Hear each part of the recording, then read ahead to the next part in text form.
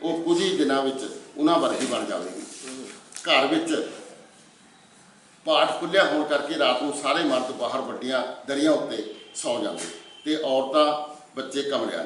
सतिंदरपाल ने देव नूं यह गल कई बारी कही सी कि वह इंदिरा कोल पुराने कमरे में सौ जाया करे। उस लई ये गल बड़ी अजीब लगती सी, इसलिए मन्निया नहीं सी।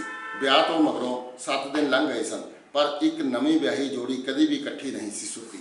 उन्हां दी सुहाग रात हुकुमदेवी दी मौत ने ग्रस लई सी ते हुण जदों उसदी अंतिम अरदास मगरों घर च रह गए ये जी अंबां हेठ उदास बैठे सन। इंदिरा ते सतिंदरपाल रात की रोटी तैयार करने लई सब्जी वगैरह कट रही सन तां बंत बोलिया, चलो अज शराब पीए। नहीं बंत, बेबे नूं इन्नी छेती नहीं भुल सकते। हंस ने कहा, भुलण वास्ते नहीं पीनी, आपां बेबे नूं याद करने वास्ते पीनी है। वह हस्या। देव ने इंदिरा नूं कह दिता कि वह 2 गिलास पानी का जग ते पकौड़ियां वगैरह लिया दे। बंत बोलिया, 2 नहीं भाई, 3 गिलास लियाओ। नहीं बंत, मैं नहीं पीवांगा, कहना देव रो पिया। हंस उसनूं जफ्फी पा के चुप कराउण लगा। वो पींदे रहे, देव उन्हां कोल बैठा रहा। सतिंदरपाल उन्हां लई पकौड़े भी बना लए। कुछ चिर मगरों वो उठ के कमरे अंदर गया तो इंदिरा भी उस कोल आके आ गई तो बोली, पी लवो तुसी भी। नहीं इंदिरा, मेरा मन नहीं राजी, वो अखां भर आया, मैं तां कहनी हाँ कि पी लो। नहीं इंदिरा, दुख भी इस घड़ी विच, दुख की इस घड़ी विच तेरे तो बिना मेरा कोई साथी नहीं। मेरी बेबे तो तेरे आउण की खुशी ही नहीं समझी गई, वो मेरी अखां तो परे नहीं हो रही। इंदिरा, देव जी तुसी चिंता ना करो, समा सब ठीक कर देगा। मैं जो हाँ तुहाडे नाल, वो बोली। हंस ने देव नूं हाक मार के अपने कोल बुला लिया तो उसके मोढे ते हथ रख एक पासे लै गया तो बोलिया, देव तू अपनी वहुटी नूं मिल चुकिया? की मतलब? रोज़ मिलते तो हाँ, उसनूं हौसला भी दिंदा हाँ। नहीं, मेरा ये मतलब नहीं, मेरा मतलब शरीरक मेल तो है। उसने कहा तो देव कुछ ना बोलिया, सगों नीवी पा गई। दस मैनू बेबे का भोग पै चुकिया, मोबाइल नाल मर थोड़ी हुंदा, गृहस्थी तो मेरे भरा शुरू करनी पैंदी है। तुहानूं पता ही है मेरा मन ठीक नहीं, मेरे हौल जिहा पई जांदा। हंस ने बंत नूं कुछ कहा तो बंत ने सतिंदरपाल ने गली वाले कमरे में पलंग ढा दिता। दरी गद्दा तो एक नवीं चादर विछा के 2 सराणे रख दिते। हंस बाजार जाके कुछ चीज़ां खरीद लिया जिन्हां विच रंग बिरंगे निक्के बल्बां की एक लंबी लड़ी भी सी। उस लड़ी के अखर बना के उसने देव इंदिरा लिख दिता। स्विच ऑन की तो दोनों नान जगन बुझन लग पे। रोटी खाण मगरों सतिंदरपाल इंदिरा नूं उस पलंग ते बिठा आई।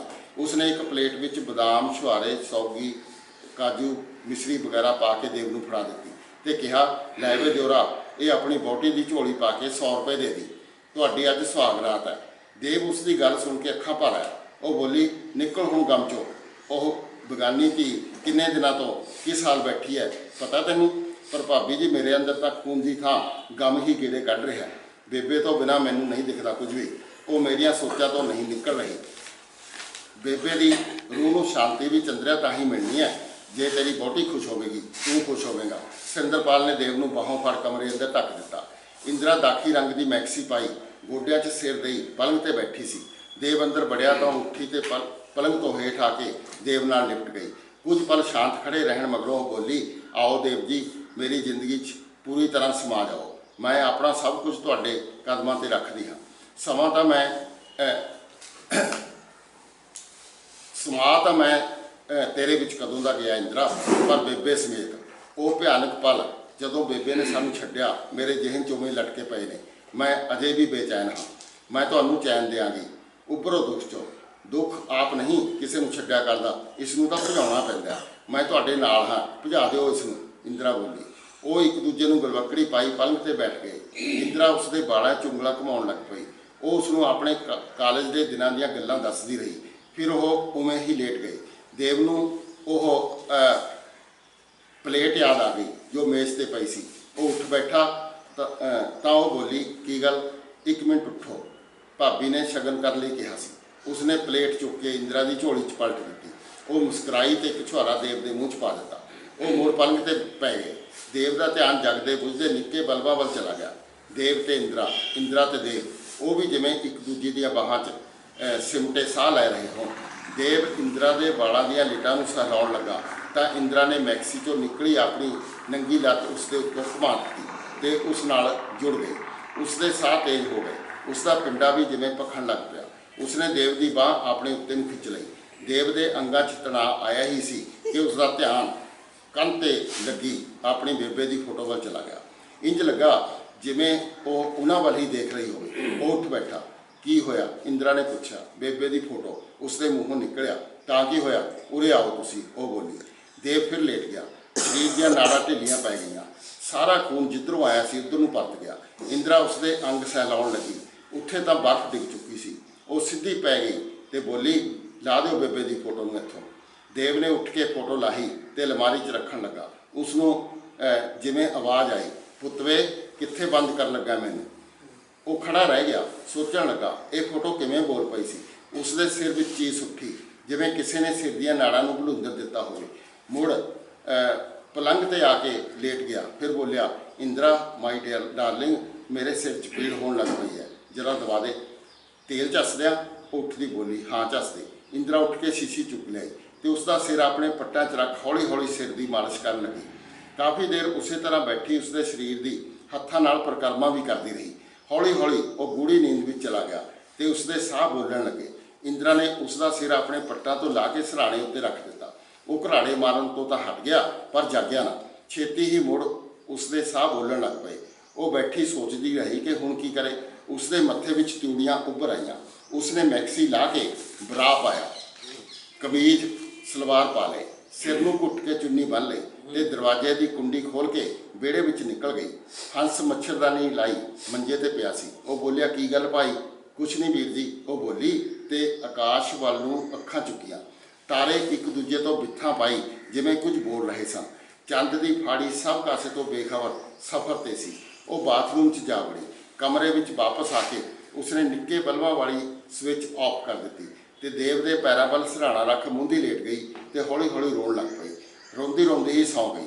ਉਸਦੀ ਅੱਖ ਉਦੋਂ ਖੁੱਲ੍ਹੀ ਜਦੋਂ ਦੇਵ ਉਸਨੂੰ ਜਗਾ ਰਿਹਾ ਸੀ। ਉਹ ਬੋਲੀ, ਕੀ ਗੱਲ? ਇੰਦਰਾ ਪਲੀਜ਼ ਮੇਰੇ ਨਾਲ ਨਾਰਾਜ਼ ਨਾ ਹੋ, ਮੇਰਾ ਮਨ ਮੇਰੇ ਵੱਸ 'ਚ ਨਹੀਂ। ਨਹੀਂ, ਤੁਸੀਂ ਸੌਂ ਗਏ ਸੀ, ਫਿਰ ਮੈਂ ਵੀ ਸੌਣਾ ਹੀ ਸੀ। ਸੌਰੀ ਇੰਦਰਾ, ਮੈਂ ਤੈਨੂੰ ਦੁੱਖ ਪਹੁੰਚਾਇਆ। ਮੈਨੂੰ ਨੀਂਦ ਆ ਗਈ, ਮੇਰਾ ਮਨ ਠੀਕ ਨਹੀਂ ਸੀ, ਉਹ ਬੋਲਿਆ। ਪਰ ਤੁਸੀਂ ਤਾਂ ਘਰਾੜੇ ਮਾਰ ਰਹੇ ਸੀ। ਜੇ ਮਨ ਠੀਕ ਨਾ ਹੋਵੇ ਤਾਂ ਕੌਣ ਸੌਂਦਾ? ਦਰਅਸਲ ਤੁਹਾਡਾ ਤਨ ਠੀਕ ਨਹੀਂ। ਇਹ ਕੀ ਕਹਿ ਰਹੀ ਹੈ ਡਾਰਲਿੰਗ? ਕੀ ਮੈਂ ਆਪਣੇ ਤਨ ਨੂੰ ਜਾਣਦਾ ਨਹੀਂ? ਸਰ ਦੁਬਾਰਾ ਕਹੋ। ਦਰਅਸਲ ਤੇਰਾ ਤਨ ਠੀਕ ਨਹੀਂ। ਪਰ ਤੁਸੀਂ ਤਾਂ ਘਰਾੜੇ ਮਾਰ ਰਹੇ ਸੀ। ਜੇ ਮਨ ਠੀਕ ਨਾ ਹੋਵੇ ਤਾਂ ਕੌਣ ਸੌਂਦਾ? ਦਰਅਸਲ ਤੁਹਾਡਾ ਤਨ ਠੀਕ ਨਹੀਂ। ਇਹ ਕੀ ਕਹਿ ਰਹੀ ਹੈ ਡਾਰਲਿੰਗ? ਕੀ ਮੈਂ ਆਪਣੇ ਤਨ ਨੂੰ ਜਾਣਦਾ ਨਹੀਂ? ਤਨ ਵੀ ਉਦੋਂ ਠੀਕ ਹੁੰਦਾ ਜਦੋਂ ਮਨ ਠੀਕ ਹੋਵੇ। ਪਲੀਜ਼ ਇੱਧਰ ਨੂੰ ਪੈ ਜਾ, ਉਹ ਬੋਲਿਆ। ਤਾਂ ਇੰਦਰਾ ਸਿਰਹਾਣਾ ਉਸ ਵੱਲ ਨੂੰ ਰੱਖ ਉਸਦੇ ਨਾਲ ਪੈ ਗਈ। ਉਹ ਉਸਦੇ ਸਰੀਰ ਉੱਤੇ ਹੱਥ ਘੁਮਾਉਂਦਾ ਫਿਰ ਬੋਲਿਆ, ਬਲਬ ਕਿਉਂ ਬੰਦ ਕਰ ਦਿੱਤੇ? ਸੌਣਾ ਹੀ ਸੀ, ਬੰਦ ਕਰ ਦਿੱਤੇ। ਨਹੀਂ ਸੌਣਾ, ਅੱਜ ਤਾਂ ਡਾਰਲਿੰਗ ਸਾਰੀ ਰਾਤ ਜਾਗਾਂਗੇ, ਗੱਲਾਂ ਕਰਾਂਗੇ। ਕੀ ਗੱਲਾਂ ਕਰਨੀਆਂ ਨੇ? ਇੰਦਰਾ ਦੇ ਬੋਲਾਂ 'ਚ ਰੁੱਖਾਪਣ ਸੀ। ਤੂੰ ਤਾਂ ਕੱਪੜੇ ਵੀ ਬਦਲ ਲਏ, ਸਿਰ ਨੂੰ ਚੁੰਨੀ ਕਿਉਂ ਬੰਨ੍ਹ ਲਈ? ਦੁਖਦਾ ਹੈ? ਲਿਆ ਘੁੱਟਾ। ਨਹੀਂ, ਕੁਝ ਨਹੀਂ ਦੁਖਦਾ। ਉਸਨੇ ਉਸਦੇ ਸਿਰ ਨਾਲ ਬੰਨੀ ਚੁੰਨੀ ਖੋਲ੍ਹ ਦਿੱਤੀ। ਫਿਰ ਕਮੀਜ਼ ਦੇ ਪੱਲੇ ਨੂੰ ਖਿੱਚਦਾ ਬੋਲਿਆ, ਖੋਲ੍ਹ ਦੇ ਇਹਨਾਂ ਨੂੰ, ਮੈਕਸੀ ਪਾ ਲੈ। ਇੰਦਰਾ ਮੁੜ ਉੱਠ ਕੇ ਕੱਪੜੇ ਬਦਲਣ ਲੱਗ ਪਈ। ਦੇਵ ਬੋਲਿਆ, ਬੱਲਬ ਜਗਾ ਲੈ। ਇੰਦਰਾ ਨੇ ਬਲਬਾਂ ਵਾਲੀ ਸਵਿੱਚ ਆਨ ਕਰ ਦਿੱਤੀ। ਇੰਦਰਾ ਨੇ ਕੱਪੜੇ ਲਾਹੇ ਤਾਂ ਹੇਠੋਂ ਜਿਵੇਂ ਸੰਗਮਰਮਰ ਦੀ ਮੂਰਤੀ ਨਿਕਲ ਆਈ। ਇਸ ਤਰ੍ਹਾਂ ਦਾ ਖੂਬਸੂਰਤ ਸਰੀਰ ਉਸਨੇ ਜ਼ਿੰਦਗੀ ਵਿੱਚ ਕਦੀ ਨਹੀਂ ਸੀ ਦੇਖਿਆ। ਉਸਦੇ ਅੰਦਰ ਮੁੜ ਕੀੜੀਆਂ ਘੁੰਮਣ ਲੱਗ ਪਈਆਂ ਤੇ ਉਹ ਉਤੇਜਿਤ ਹੋ ਗਿਆ। ਉਹ ਉਸ ਨਾਲ ਆ ਲੇਟੀ ਤਾਂ ਦੇਵ ਨੇ ਉਸਨੂੰ ਆਪਣੀਆਂ ਬਾਹਾਂ ਵਿੱਚ ਭੀਚ ਲਿਆ ਤੇ ਕਿਹਾ, ਮੈਂ ਤੈਨੂੰ ਬਹੁਤ ਪਿਆਰ ਕਰਦਾ ਹਾਂ ਇੰਦਰਾ। ਇੰਦਰਾ ਉਸਨੂੰ ਚੁੰਮਣ ਲੱਗ ਪਈ। ਉਸਦਾ ਸਰੀਰ ਮੁੜ ਤਪਣ ਲੱਗਾ। ਗਲੀ ਵਿੱਚ ਉਹਨਾਂ ਦੇ ਦਰਵਾਜ਼ੇ ਲਾਗੇ ਇੱਕ ਬਹੁਤ ਉੱਚੀ ਤੇ ਭਿਆਨਕ ਲੇਰ ਨਾਲ ਦੇਵ ਤੜਪਕ ਗਿਆ। ਬਾਹਰ ਕੋਈ ਕੁੱਤਾ ਰੋਣ ਲੱਗਾ ਸੀ। ਦੇਵ ਦਾ ਸਾਰਾ ਧਿਆਨ ਕੁੱਤੇ ਵੱਲ ਚਲਾ ਗਿਆ। ਦੇਵ ਨੂੰ ਆਪਣੀ ਬੇਬੇ ਦੀ ਆਵਾਜ਼ ਸੁਣਾਈ ਦਿੱਤੀ, ਰੁੜ ਜਾਣਿਆ, ਆਹੀ ਦਰ ਮਿਲਿਆ ਤੈਨੂੰ ਰੋਣ ਲਈ? ਅਜੇ ਹੋਰ ਕਿਹਦੀ ਜਾਨ ਲੈਣੀ ਆ ਤੂੰ? ਬਾਹਰ ਪਏ ਹੰਸ ਨੇ ਵੀ ਕੰਧ ਉੱਤੇ ਡਾਂਗ ਮਾਰ ਕੁੱਤੇ ਨੂੰ ਗਾਲ ਕੱਢੀ। ਦੇਵ ਦੇ ਅੰਦਰ ਉੱਠੀ ਜੋਸ਼ ਦੀ ਛੱਲ ਫਿਰ ਪਿੱਛੇ ਪਰਤ ਗਈ।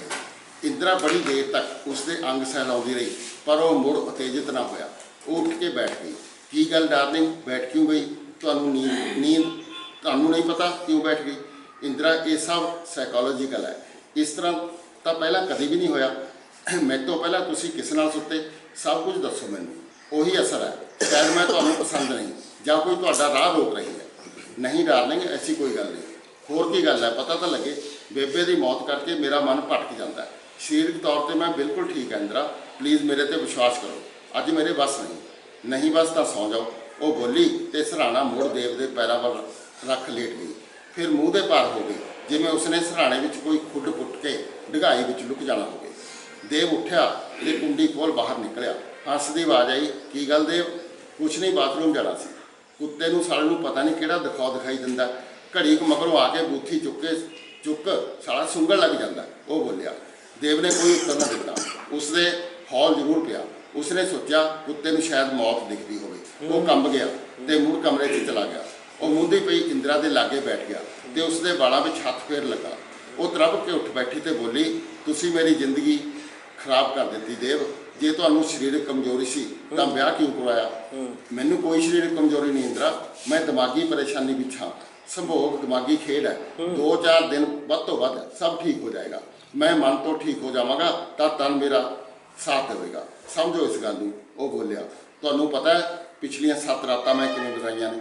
ਪਤਾ ਹੈ, ਅਹਿਸਾਸ ਹੈ ਮੈਨੂੰ। ਮੈਂ ਤੇਰੀ ਕਦਰ ਕਰਦਾ। ਘਰ ਵਿੱਚ ਪਾਠ ਖੁੱਲ੍ਹਿਆ ਹੋਇਆ ਸੀ, ਪਰ ਹੁਣ ਤਾਂ ਪਾਠ ਨਹੀਂ ਖੁੱਲ੍ਹਿਆ ਹੋਇਆ। ਇਹ ਸਭ ਤੁਹਾਡੇ ਬਹਾਨੇ ਆ। ਕੱਲ੍ਹ ਮੈਂ ਵਾਪਸ ਮੋਹਾਲੀ ਚਲੀ ਜਾਵਾਂਗੀ। ਮੈਂ ਤੁਹਾਡੇ ਨਾਲ ਆਪਣੇ ਸਾਰੇ ਸੰਬੰਧ ਖਤਮ ਕਰਦੀ ਹਾਂ। ਉਹ ਬੋਲੀ। ਮੈਨੂੰ ਸਮਝੋ ਦੇਵ, ਸਵੇਰ ਹੋਣ ਤੱਕ ਇੱਕੋ